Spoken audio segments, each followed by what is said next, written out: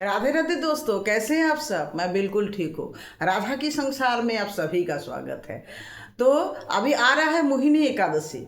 ये मोहिनी एकादशी क्या है, क्यों मोहिनी माने भगवान विष्णु मोहिनी अवतार लिए थे।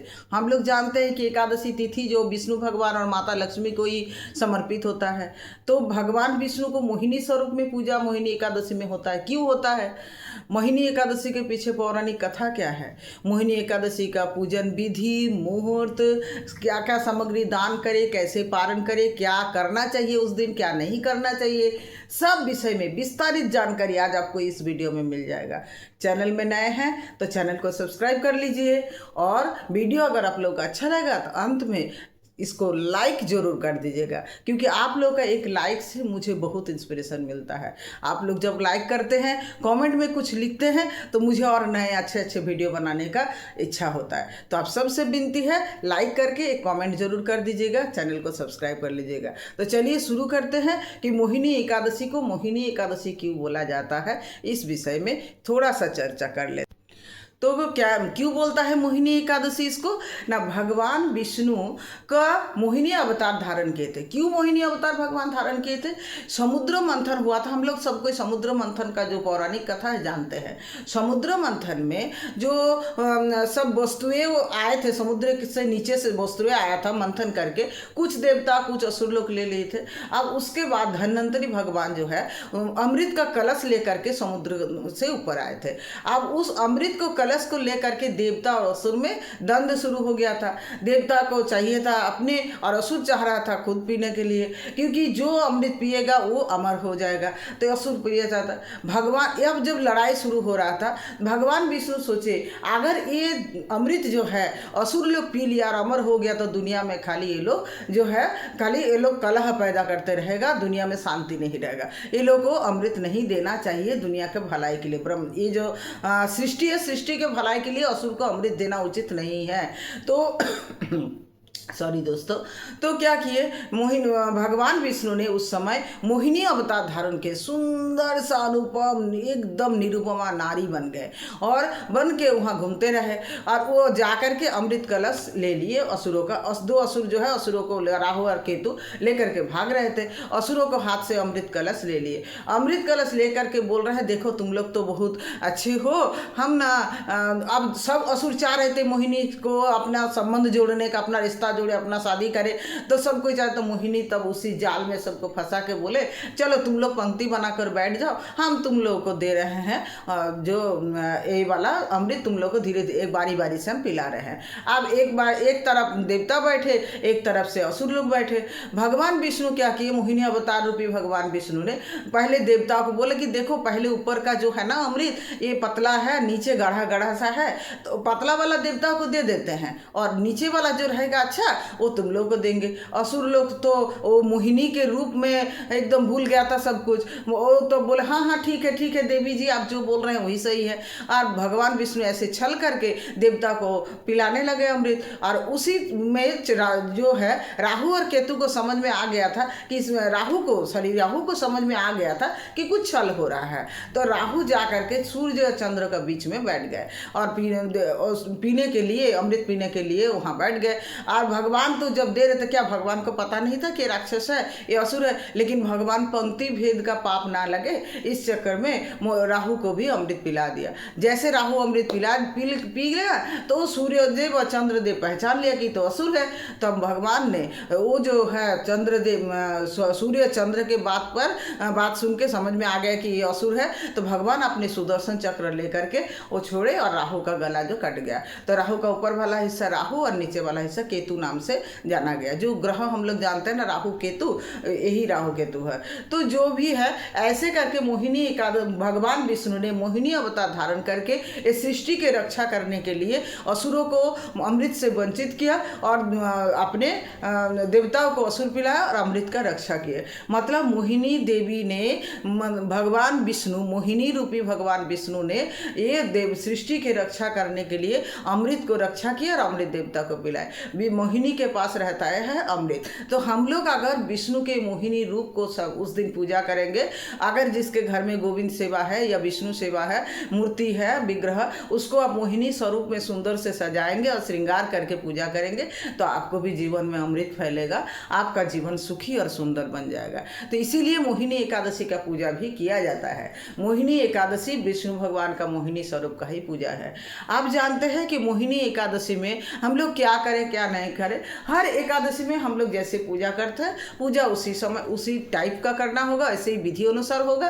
पहले आपके घर में आसन बिछा हुआ है तो अच्छा है, आसन को साफ सुथरा करके उसमें एक पीला आसन बिछा दीजिए। उसमें भगवान विष्णु के, माता लक्ष्मी के साथ अगर विग्रह है तो उसको पंचामृत से स्नान करा के बैठे। राधा गोविंद है, गोपाल जी है, जो भी आपके पास है विष्णु स्वरूप में, उसका आप अच्छा से पीले आसन पर बैठा के पंचामृत से स्नान करा के उनको सुंदर सा श्रृंगार करके, फूलों का हार पहना के, तुलसी का माला अर्पण करके आप सुंदर सा सजा के उनके सामने आप एकदम रखिए। उसके बाद फूलों से उनको चरणों को सजाइए, तुलसी पत्ता चंदन उसके चरणों में अर्पण कीजिए। सारे देवी देवता को, आपके घर में विग्रह है तो सबको हम पंचामृत से स्नान कराइए। फोटो है तो सब में आप गया है गंगा जल छिड़के श्री विष्णु श्री विष्णु श्री विष्णु करके गंगा जल छिड़कने से ही उनका स्नान हो जाता है, अगर आपके पास चित्रपट है तो।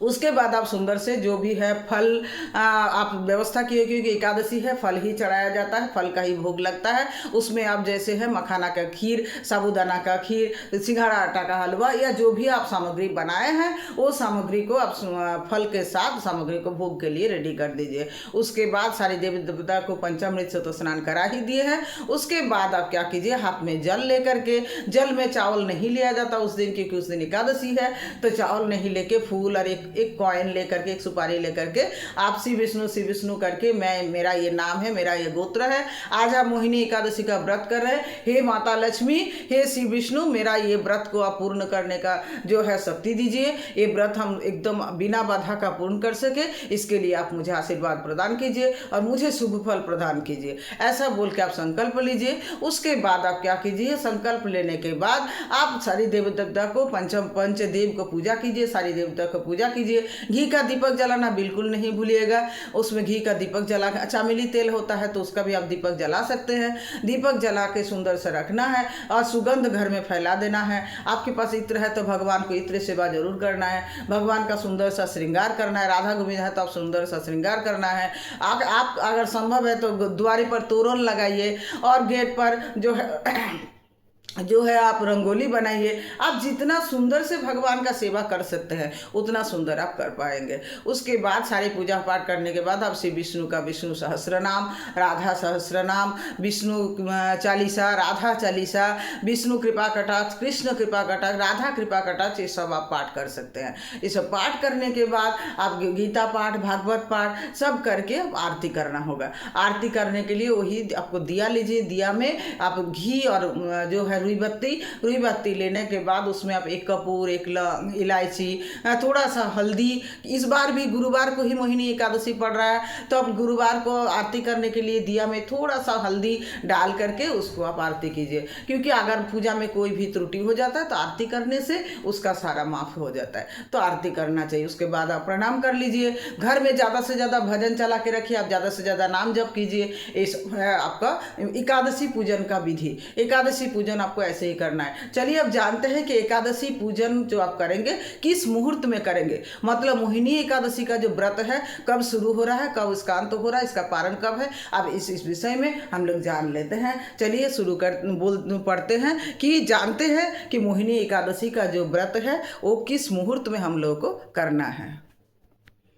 मोहिनी एकादशी का जो व्रत है ये हम लोग जानते हैं। एकादशी व्रत कब होता है, एक कृष्ण पक्ष वाला होता है, एक शुक्ल पक्ष वाला होता है। ये जो मोहिनी एकादशी है शुक्ल पक्ष वाला एकादशी है। तो ये शुक्ल पक्ष वाला एकादशी का व्रत है जो वैशाख माह के शुक्ल पक्ष में 11 तिथि को होता है और ये है मोहिनी एकादशी। ये मोहिनी एकादशी का शुरुआत हो रहा है 7 मई को सुबह 7 मई को सुबह 10:19 पर इसका शुरुआत हो रहा है। 7 मई बुधवार पड़ रहा है, जो शुरुआत हो रहा है 10:19 पर। और दूसरे दिन मतलब 8 मई को गुरुवार पड़ रहा है, उस दिन जो अंत हो रहा है इसका 12:29 पर। तो उदय तिथि हम लोग को जो मिल रहा है वो 8 मई को गुरुवार को मिल रहा है। तो हम लोग को उदय तिथि अनुसार ये व्रत जो है मोहिनी एकादशी का 8 मई को रखना पड़ेगा। तो आप लोग को याद रह गई बात, हम लोग को मोहिनी एकादशी का व्रत जो है 8 मई गुरुवार को रखना पड़ेगा। उस दिन 12:29 तक मोहिनी एकादशी का व्रत का तिथि रहेगा। और पारण हम लोग को करना होगा 9 मई को।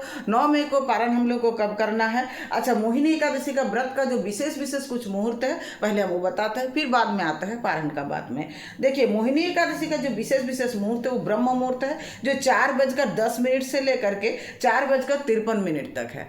ब्रह्म मुहूर्त में आप पूजा करें तो सबसे अच्छा होता है। उसके बाद आ रहा है, उसके बाद जो प्रातः संध्या मुहूर्त है वो 4:31 से लेकर के 5:35 तक है। 4:31 से लेकर के 5:35 तक है। अभिजीत मुहूर्त है, अभिजीत मुहूर्त आता है सुबह 11:51 से 12:45 तक। सुबह 11:51 से 12:45 तक है अभिजीत मुहूर्त। आप चाहे तो इस मुहूर्त में भी पूजा कर सकते हैं। विजय मुहूर्त कब है? विजय मुहूर्त है दोपहर में। हम लोग जानते हैं कि दोपहर में भी पूजा का एक बहुत अच्छा मुहूर्त हमेशा रहता है। वो कब है? 2:32 से लेकर के 2:32 दोपहर में 2:32 से लेकर के 3:26 तक। दोपहर 2:32 से लेकर के 3:26 तक। और गोधूली मुहूर्त जो शाम के समय होता है, पूजा पाठ, संध्या, आरती, वंदना, भजन, कीर्तन करना चाहिए। वो कब समय हो रहा है? 6:59 से लेकर के 7:21 तक शाम में।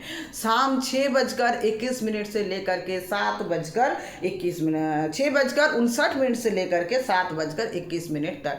तो ये हो रहा है कुछ मुहूर्त। क्या क्या? ब्रह्म मुहूर्त, प्रातः संध्या मुहूर्त, अभिजीत मुहूर्त, विजय मुहूर्त और गोधूली मुहूर्त। ये सब मुहूर्त में आप एकादशी का पूजन कर ले तो बहुत अच्छा होता है, क्योंकि मुहूर्त में पूजा करने से आपको जीवन में और अच्छा फल मिलने लगता है। मोहिनी एकादशी का जो पारण है ये पारण होगा 9 मई को। और ये पारण का समय है सुबह 5:34 से लेकर के 8:16 तक।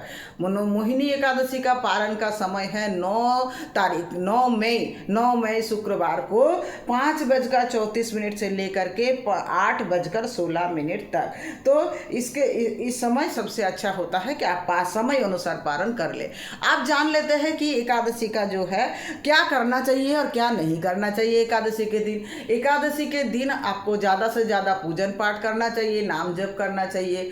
और ज़्यादा से ज़्यादा घर को सकारात्मक ऊर्जा से भरे रखने के लिए घर में अखंड दीप जला के रखिए। घर पर आप जैसे सुगंध फैला के रखिए, घर पर शांति बना के रखिए और भगवान के भजन चला के रखिए। ज़्यादा से ज़्यादा भागवत सुनी है उस दिन। आजकल सुनने के लिए यूट्यूब तो है ही है, वो चला के आप इंद्रेश प्रभु जी का, देवकीनंदन ठाकुर जी, अनिरुद्ध आचार्य जी, मेरा तो हम यही सब सुनते हैं। तो भागवत चला के रखिए, भागवत सुनिए। और खुद भी पढ़ सकते हैं भागवत तो बहुत अच्छा है, खुद भी भागवत पढ़िए, गीता पढ़िए, ये सब पढ़िए। और क्या नहीं करना चाहिए? एकादशी के दिन मांस, मदिरा भक्षण, अखाद्य कुखाद्य भक्षण नहीं करना चाहिए। एकादशी के दिन चावल सेवन बिल्कुल नहीं करना चाहिए। जो एकादशी को व्रत नहीं भी रखते हैं तो उनको चावल बिल्कुल भी नहीं खाना है, क्योंकि चावल खाने से उस दिन सारे पाप प्रवेश कर जाता है। एकादशी एक ऐसा व्रत है जिसको करे तो पुण्य मिलता है, विष्णु के चरण में स्थान मिलता है, और नहीं करे तो महापाप का अधिकारी बनना पड़ता है।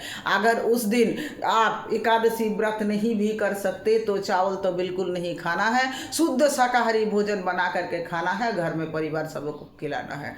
तो ऐसे करके एकादशी का व्रत, किसी का निंदा बिल्कुल नहीं करना है, कलह झगड़ा नहीं करना है। किसी को निंदा करने से उसके दोष अपने अंदर आ जाता है, उसके पाप अपने अंदर आ जाता है, इसीलिए बिल्कुल भी उस दिन नहीं करना चाहिए। बहुत शांति से माथा को शांत रख के सुंदर दिन से उस दिन को बिताना चाहिए। उपवास शब्द का अर्थ है भगवान के समीप में वास।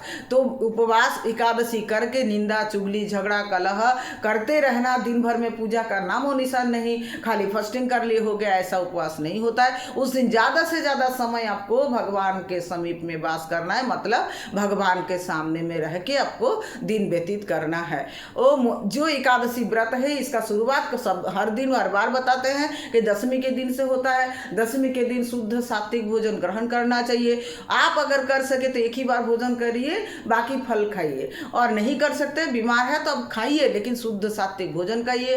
पूर्ण ब्रह्मचर्य का पालन कीजिए और भगवान के सामने व्रत के लिए मिन्नतें मानते रहिए कि भगवान हम कल एकादशी का व्रत करेंगे, आप मुझे शक्ति देते रहिएगा।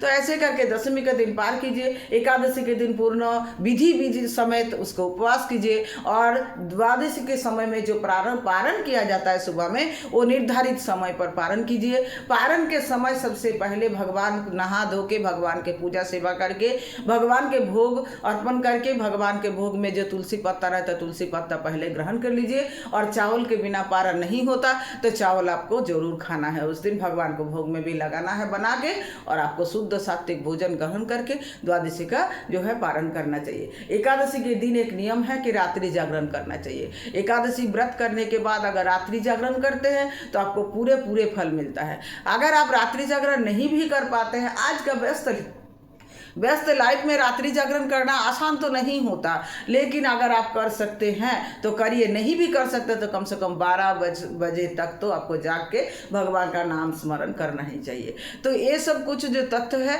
एकादशी का जो था, क्यों मोहिनी एकादशी करना चाहिए, मोहिनी एकादशी का विधि क्या है, मोहिनी एकादशी का जो है मोहिनी रूप, मोहिनी नाम क्यों पड़ा, मोहिनी एकादशी को मुहूर्त क्या है, पारण क्या है, किस समय क्या करे, पारण में क्या करे, पूजा में क्या करे, क्या खाए क्या नहीं खाए। अब कौन पूजा ये एकादशी का कर सकता है, यही एक पॉइंट छूटा। देखिए क्या कौन कर सकता है एकादशी का पूजन, कोई भी मनुष्य जो भक्ति चाहते हैं, अपना भक्ति धर्म में वृद्धि चाहते हैं, वो एकादशी का व्रत करना चाहते हैं। जो धर्म में वृद्धि करना चाहते हैं, कोई भी सनातनी एकादशी का व्रत करना पाते हैं, कर पाएंगे। कोई भी सनातन धर्म वाले एकादशी का व्रत अवश्य करें, एकादशी व्रत अवश्य करना चाहिए। तो आप सबको मेरा ये वीडियो जो है कैसा लगा, अगर अच्छा लगा है तो मेरे चैनल को जरूर से जरूर सब्सक्राइब कर लीजिए, और सब कोई खुशी रहिए, आनंद से रहिए, झूम के रहिए और प्रसन्न रहिए, और जोर से सब बोलिए राधे राधे।